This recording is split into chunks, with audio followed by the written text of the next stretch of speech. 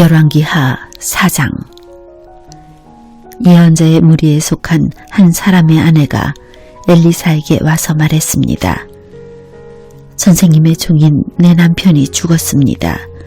선생님도 아시듯이 내 남편은 여호와를 잘 섬기던 사람이었습니다. 그런데 내 남편이 죽자 빚쟁이가 찾아와 내 두 아들을 데려다가 종으로 삼으려 하고 있습니다. 엘리사가 대답했습니다. 내가 어떻게 하는 것이 도움이 되겠소? 당신 집에 무엇이 있는지 알려주시오. 여자가 말했습니다. 가진 것이라고는 기름 한 병이 전부입니다. 엘리사가 말했습니다.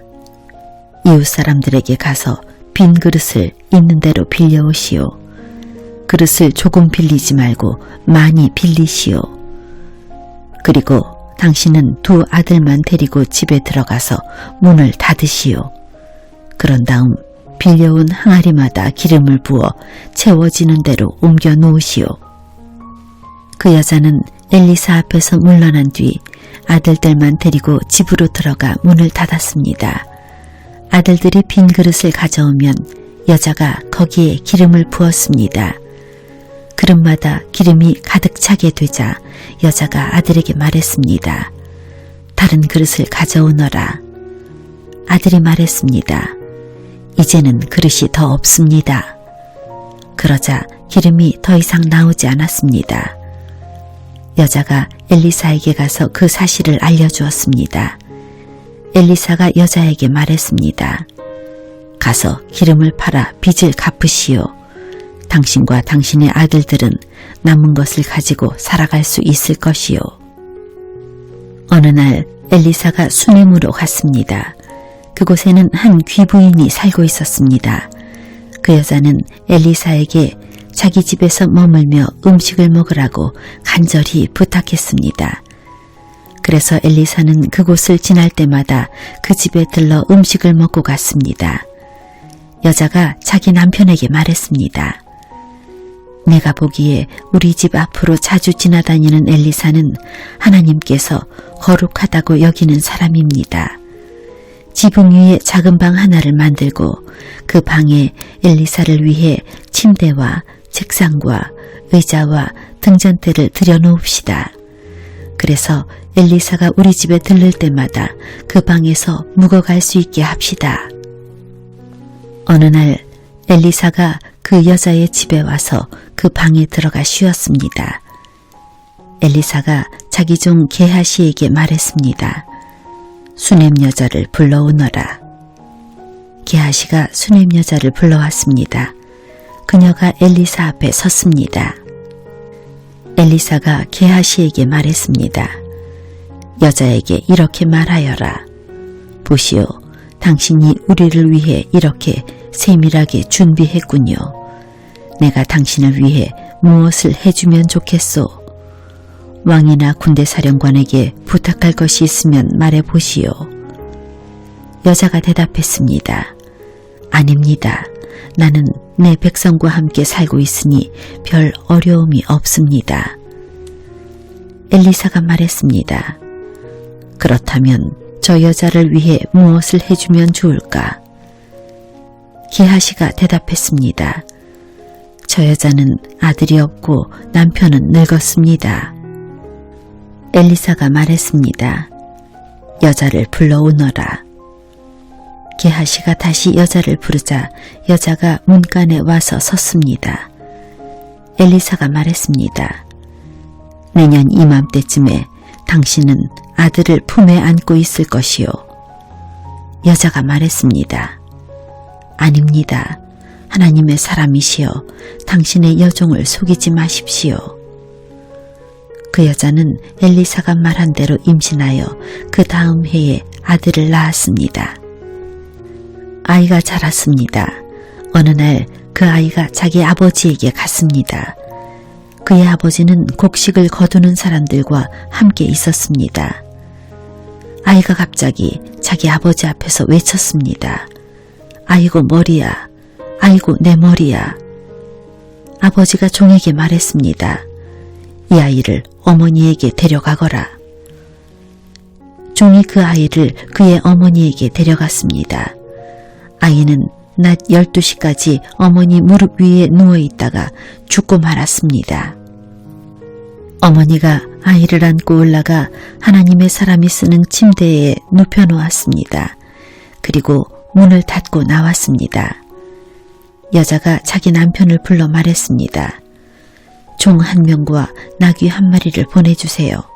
빨리 하나님의 사람에게 다녀와야겠어요. 여자의 남편이 말했습니다. 왜 오늘 그에게 가려 하오? 오늘은 조하루도 아니고 안식일도 아니지 않소. 여자가 말했습니다. 걱정하지 말아요. 괜찮을 거예요. 여자가 나귀의 안장을 지우고 종에게 말했습니다. 나귀를 몰아라. 내가 말하기 전에는 늦추지 마라. 그리하여 여자는 갈멜산에 있는 엘리사에게 갔습니다. 엘리사는 멀리서 여자가 오는 모습을 보고 자기 종 게하시에게 말했습니다. 저기를 보아라. 수넴 여자가 오고 있구나. 달려가 여자를 맞이하여라. 그리고 안녕하십니까? 남편도 안녕하시고 아이도 잘 있습니까? 하고 물어보아라. 여자가 대답했습니다. 다들 잘 있습니다. 그러더니 여자가 산에 있는 엘리사에게 와서 그의 발을 붙잡았습니다. 게하시가 가까이 와서 여자를 떼어놓으려고 하자 엘리사가 말했습니다. 그대로 두어라. 여자가 큰 슬픔에 빠져있다. 여호와께서는 이 일을 나에게 숨기시고 아무 말씀도 해주지 않으셨다. 여자가 말했습니다. 선생님, 나는 아들을 달라고 말한 적이 없습니다. 오히려 거짓말을 하지 말라고 말씀드리지 않았습니까? 엘리사가 게하시에게 말했습니다. 길을 떠날 채비를 하여라. 내 지팡이를 손에 들고 서둘러 떠나라. 가다가 누구를 만나도 인사하지 마라. 누가 인사를 하더라도 대꾸하지 마라. 내 지팡이를 그 아이의 얼굴 위에 놓아라. 그러나 아이의 어머니가 말했습니다. 여호와의 살아계심과 당신의 살아계심을 두고 맹세하지만 나는 선생님 곁을 떠나지 않겠습니다. 그래서 엘리사도 자리에서 일어나 여자를 따라갔습니다. 게하시가 먼저 가서 지팡이를 아이의 얼굴 위에 올려놓았습니다.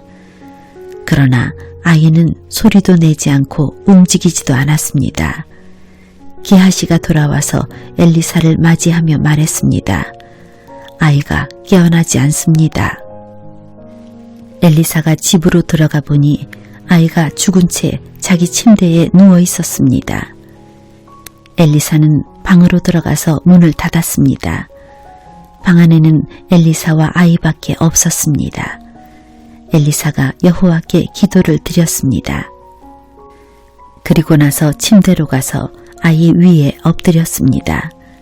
자기 입을 아이의 입에 맞추고 자기 눈을 아이의 눈에 맞추고 자기 손을 아이의 손 위에 올려놓았습니다. 그렇게 아이 위에 엎드려 있는 사이에 아이의 몸이 따뜻해지기 시작했습니다. 엘리사는 침대에서 내려와 방 안에서 왔다 갔다 한 다음 다시 침대에 올라가 아이 위에 엎드렸습니다. 그러자 아이가 재채기를 7번 하더니 눈을 떴습니다. 엘리사가 게하시를 불러 말했습니다. 수넴 여자를 불러오너라. 게하시가 수넴 여자를 불렀습니다. 여자가 오자 엘리사가 말했습니다. 아들을 데리고 가시오. 여자가 들어와서 엘리사의 발 앞에 엎드려 절한 다음 아이를 데리고 밖으로 나갔습니다. 엘리사가 길갈로 돌아왔을 때 그 땅에는 가뭄이 들었습니다. 예언자의 무리가 엘리사 앞에 앉아 있었습니다. 엘리사가 자기 종에게 말했습니다. 불 위에 큰 솥을 올려놓고 이 사람들을 위해 국을 끓여라. 그 가운데서 한 사람이 나무를 캐려고 들에 나갔다가 야생 덩굴을 발견했습니다. 그는 그 야생덩굴에서 박을 따서 자기 옷에 가득 담아왔습니다. 그리고 그것을 국을 끓이고 있는 솥에 썰어 넣었습니다. 그들은 그것이 어떤 열매인지 몰랐습니다. 사람들이 국을 그릇에 담은 뒤 먹기 시작했습니다. 그러던 중에 그들이 소리를 질렀습니다. 하나님의 사람이여, 국에 독이 있습니다. 그들은 더 이상 국을 먹을 수 없었습니다. 엘리사가 사람들에게 밀가루를 가져오라고 말했습니다. 밀가루를 가져오자 엘리사가 그것을 국에다 넣고 말했습니다.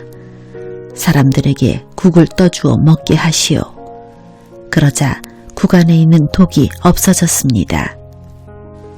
어떤 사람이 바알 살리사에서 엘리사에게 왔습니다. 그는 햇곡식으로 만든 보리빵 20개와 햇곡식을 자루에 담아서 엘리사에게 가져왔습니다. 엘리사가 말했습니다. 그것을 사람들에게 주어서 먹게 하여라.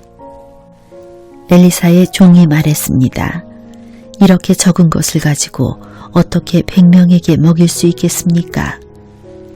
엘리사가 말했습니다. 그 빵을 사람들에게 주어서 먹게 하여라. 여호와께서 이렇게 말씀하셨다. 그들이 먹고도 남을 것이다.